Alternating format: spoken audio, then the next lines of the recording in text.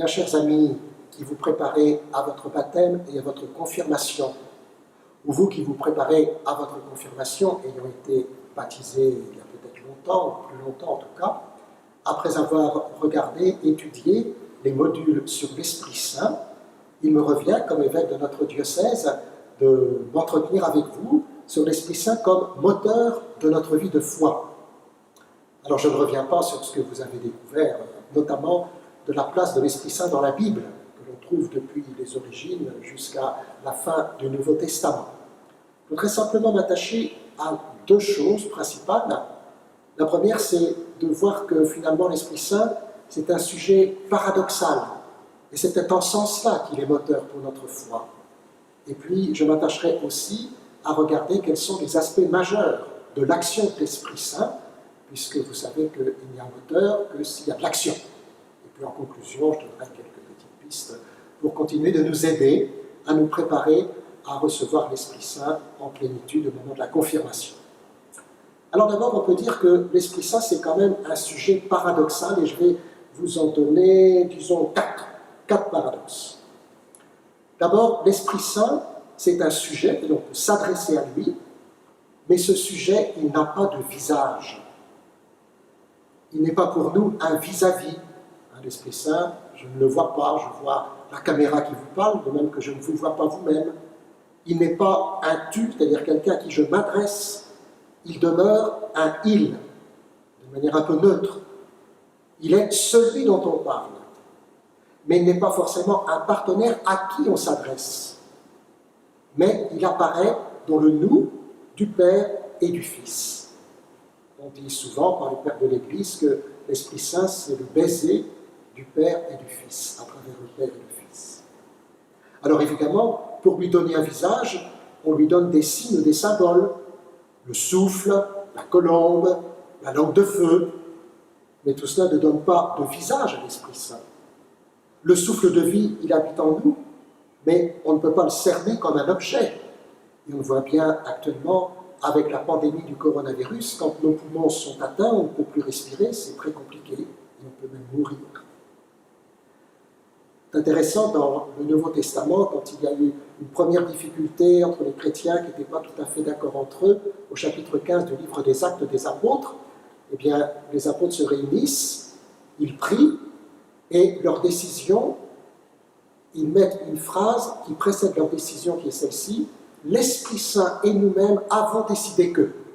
C'est-à-dire que dans leur propre prière, ils ont compris que l'Esprit Saint leur inspirait un certain nombre de choses, de décisions à prendre. Vous voyez, il n'est pas totalement partenaire parce que c'est lui qui est premier, mais il est celui qui agit et qui décide en eux et par eux. Voilà. Il appartient au nous, à l'ensemble de l'Église, comme il appartient au nous, à l'ensemble de la Trinité, le Père et le Fils. Ça, c'était pour dire que le premier sujet paradoxal de l'Esprit Saint, c'est qu'il n'a pas de visage. Le deuxième sujet paradoxal de l'Esprit Saint, c'est qu'il ne parle pas en son nom propre. Il n'est pas le partenaire d'un dialogue divin. C'est Jésus qui est la parole. C'est lui qui est le révélateur du Père. L'Esprit, il est la vérité. Seulement, il n'y a pas de parole, il n'y a pas d'enseignement, il n'y a pas de message propre à l'Esprit Saint. Ça veut dire que son message traverse toute la Bible, il traverse toute notre vie. Le monde invisible de l'Esprit prépare, accompagne, poursuit l'action visible de Jésus, qui lui était entièrement pétri de l'Esprit Saint, comme on le voit au moment de son baptême, l'Esprit apparaît sous forme de colombe, et au moment de sa mort, il rendit l'Esprit. Et après sa résurrection, il souffle sur les apôtres pour leur donner l'Esprit. Donc vous voyez, c'est le deuxième paradoxe de l'Esprit Saint, c'est un sujet qui ne parle pas en son nom propre. Le troisième paradoxe de l'Esprit Saint, c'est le contraire, c'est que c'est un sujet qui fait parler. Dans le credo, on dit « il a parlé par les prophètes ». Le propre de l'Esprit Saint n'est pas de parler par lui-même, puisqu'il n'a pas de parole, il n'a pas de corps, mais de faire parler par les prophètes qu'il inspire, selon la pensée du Père et du Fils. On pourrait dire que l'Esprit Saint, c'est l'inspirateur, celui qui donne l'inspiration. Il remplit les apôtres, il remplit l'Église. La parole de l'Esprit est intérieure à la parole des hommes qui parlent au nom de Dieu ou qui répondent de toute leur foi humaine aux dons que Dieu leur fait. Ce qui veut dire qu'il ne faut pas forcément chercher l'Esprit Saint face à nous, mais il faut le chercher en nous.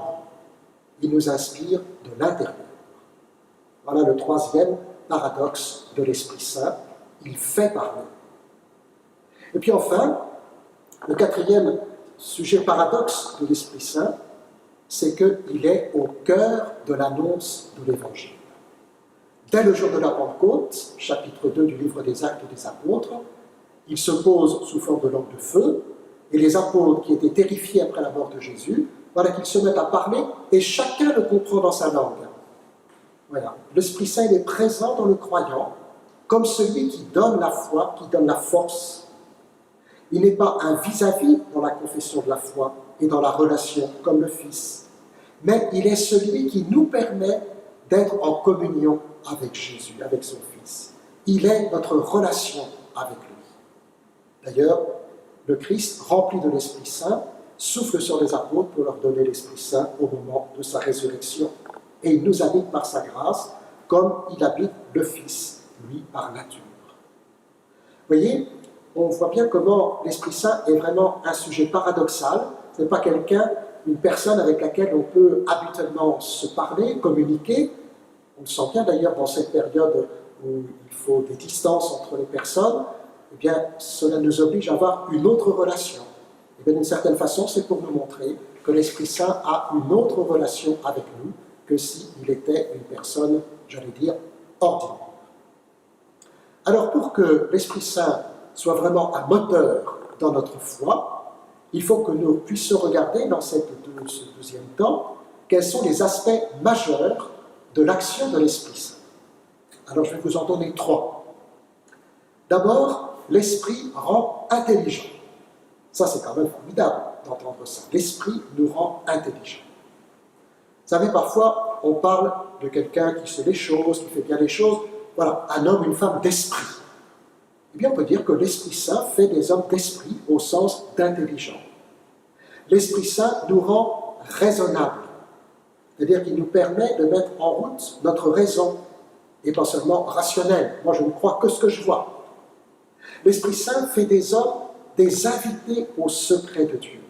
Puisqu'il est à l'intérieur de nous-mêmes, il peut nous faire découvrir ce qu'il y a de plus profond en nous-mêmes. Il nous sort du passé, mais on a toujours fait comme ça. Il nous interdit la complaisance dans le seul souvenir de mon temps. Ce qui veut dire, c'était forcément mieux que maintenant. Mais l'Esprit Saint, il est tout autant présent hier comme aujourd'hui et comme il le sera demain. Avec l'Esprit, les sacrements sont les actions du Christ ressuscité. Tout baptême se fait dans l'Esprit Saint, sommes baptisés au nom du Père et du Fils et du Saint-Esprit. Et la confirmation explicite ou exprime plus particulièrement cet accueil du don de l'Esprit Saint. Le baptême fait de nous des vivants, la confirmation des êtres vivifiants, fortifiés. Par le baptême, nous sommes appelés par notre nom, par la confirmation, nous sommes envoyés. L'Eucharistie nous abreuve du don de l'Esprit.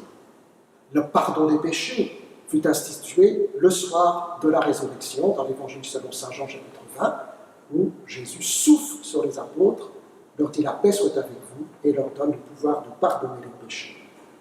On pourrait traverser comme ça tous les sacrements de l'Église, puisque dans chacun d'eux, l'Esprit Saint est présent. Vous voyez, l'Esprit nous rend intelligents. Le deuxième aspect majeur de son action, comme moteur de notre foi, c'est qu'il fait de nous des responsables. Il y a plusieurs mots pour désigner l'Esprit Saint dans la Bible, dont un, en grec, mais qu'on peut traduire en français avec différents mots, c'est paraclet, qui, dans un sens actif, veut dire consolateur, défenseur, intercesseur, médiateur. Vous savez, on parle parfois de l'assistance de l'Esprit Saint. Mais l'assistance de l'Esprit Saint ne fabrique pas des hommes et des femmes assistés, mais des femmes et des hommes responsables. Et dans sa forme passive, c'est celui qui est appelé, celui qui vient au secours, celui qui est témoin de la défense. Donc vous voyez, comme quoi l'Esprit Saint, qui d'abord nous rend intelligents, en même temps nous rend responsables. Et ça, c'est un bon moteur pour notre vie de foi. On ne subit pas simplement les événements, mais nous sommes responsables de ce qui nous arrive et nous en avons la responsabilité. Et puis, le troisième aspect d'action de l'Esprit Saint qui rend moteur notre vie de foi, c'est que l'Esprit Saint, il rassemble pour la mission. C'est ça qui est formidable, c'est que l'Esprit Saint assure à la fois la communion dans l'Église, on est forcément en communion les uns les autres, sinon on est ex-communié, on ne participe pas de la communion. Et en même temps, l'Esprit Saint, c'est celui qui nous envoie à travers le monde, mais cette dispersion ne va pas sans la communion, et la communion sans la dispersion. Vous voyez, l'Esprit Saint, c'est à la fois le feu qui embrase et qui rassemble, et le vent de la tempête qui pousse au dehors, et qui nous réunit pour projeter aux quatre coins du monde. C'est ce qu'ont fait les apôtres après la résurrection de Jésus. Il permet aux hommes de vivre suivant la même longueur d'onde. La communion dans l'Église, c'est pas rien. Par exemple, si vous connaissez un ermite, il n'est jamais totalement tout seul, puisqu'il est forcément en lien avec une congrégation, avec une communauté, avec un père spirituel quelque part, qui le guide dans sa solitude. Il est à la fois tout seul et en communion. Il est ce principe de communion, cette unité qui nous vient de l'intérieur. La communion, ça ne veut pas dire qu'il faut qu'on pense tous pareil et que je ne veux voir qu'une seule tête dans une procession, par exemple. Non, la communion, elle est dans la diversité de ce que nous sommes. Et cette diversité, elle est assumée par l'Esprit Saint pour en faire une communion. La diversité n'est pas une division, mais bien au contraire. Ce que, par exemple, les abeilles font par instinct, quand on trouve un nid d'abeilles, comme une fourmi, si vous voulez, eh bien nous, c'est lucidement, par la force de l'Esprit Saint, que nous sommes capables de nous rassembler pour ensuite être envoyés. L'Esprit Saint anime chacun selon ce qu'il doit être dans le corps du Christ. Et donc la fierté de l'Esprit Saint, c'est sa mission. Il est le grand missionnaire. Et son missionnaire, avec l'Esprit, tous ceux qui se laissent envahir par l'Esprit Saint. Vous voyez comment ces aspects majeurs de l'action de l'Esprit sont des moteurs pour notre vie de foi. Il nous rend intelligents, il fait de nous des responsables et il nous rassemble pour la mission. Alors, en conclusion de ce petit topo, je voudrais reprendre 3 éléments qui peuvent aussi nous aider à comprendre comment l'Esprit Saint peut être moteur dans notre propre vie de foi. D'abord, l'Esprit Saint n'agit pas dans la précipitation. Nous, on veut toujours tout savoir tout de suite, comment ça va être demain, qu'est-ce qu'on va faire maintenant, qu'est-ce qui va se passer quand on va être baptisé, confirmé, quand on aura fait notre première communion. Voilà. L'Esprit Saint, il se montre petit à petit. Et l'Écriture sainte nous apprend que l'Esprit Saint agit à la fois dans l'homme et en dehors de l'homme, qu'il anime l'homme, au sens de l'être humain, de l'intérieur, en même temps qu'il le pousse vers l'extérieur. Alors, soyons d'abord comme le Saint-Esprit. N'agissons pas dans la précipitation. On voit bien d'ailleurs, quand on est trop précipité, on fait les choses mal et puis on s'inquiète. Eh bien, reprenons cette idée que l'Esprit Saint nous aide, nous aussi, puisque c'est ainsi qu'il agit, à ne pas agir dans la précipitation. On dit toujours que la peur est mauvaise conseillère. Et bien de fait, quand on a peur de quelque chose, ce n'est pas le moment de prendre des décisions. Il faut se poser, se reposer, s'exposer à l'Esprit Saint. Et ensuite, il nous aidera à agir. Le deuxième aspect de la conclusion que je voudrais donner, c'est que l'Esprit, il est donc vérité. Ce qui veut dire qu'il amène à la pleine compréhension de celui qui a dit « Je suis le chemin, la vérité et la vie » dans l'Évangile selon Saint Jean, chapitre 14, verset 6. D'une certaine façon, l'Esprit Saint, il nous fait devenir vrais. Avec l'Esprit Saint, on ne peut pas vivre en faux. Or, tout ce qui est caché, les ténèbres, nous permet de vivre en faux. Et Jésus nous a bien dit que celui qui fait la vérité vient à la lumière. Ce n'est pas pour rien que l'Esprit Saint est apparu sous forme de langue de feu à la Pentecôte. Il est mémoire et en même temps il est communion.